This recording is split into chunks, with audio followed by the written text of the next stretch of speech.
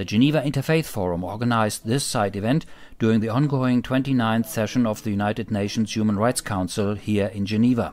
The event's theme: Human Rights and Climate Change, Spiritual Dimension and Negotiations towards Paris, as a part of the Forum's strategy towards its activities around the UN Conference on Climate Change, which will take place later this year in Paris.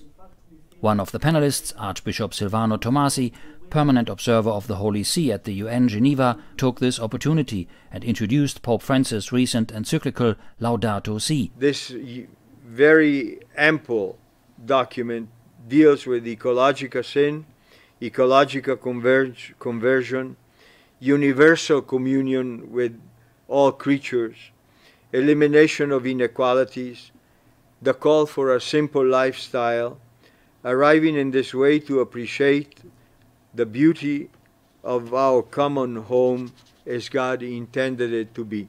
And that's why the title of this document is called Laudato Si, be praised, of the Holy Father Francis on care for our common home. And that's the task ahead of us. We asked some of the panelists and organizers about the spiritual dimension of human rights and climate change. Be able to foster an awareness that is pure, that is loving, that is encompassing for, as we were seeing today in this panel, the whole unity of our planet and our humanity. Therefore, that means that especially those of us who are human persons have to take a special responsibility for the earth as God asked us to.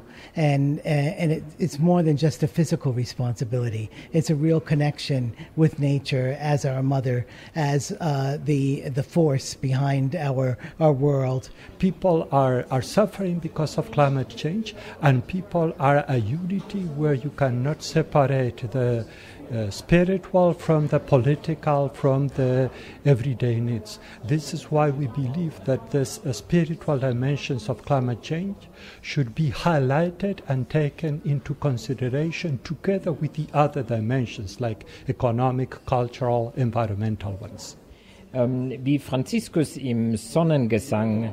As St. Francis sings in the Canticles of the Sun song, all creation are sisters and brothers, because they are all created by the one, the only God, and they are all interdependent. Darum gehört es für uns zusammen. And so, all creation is subject to the impact of climate change. That's why we focus on the poorest of the poor, who suffer the most as a result of it. Our goal is to reduce climate change by influencing our economy for the common good.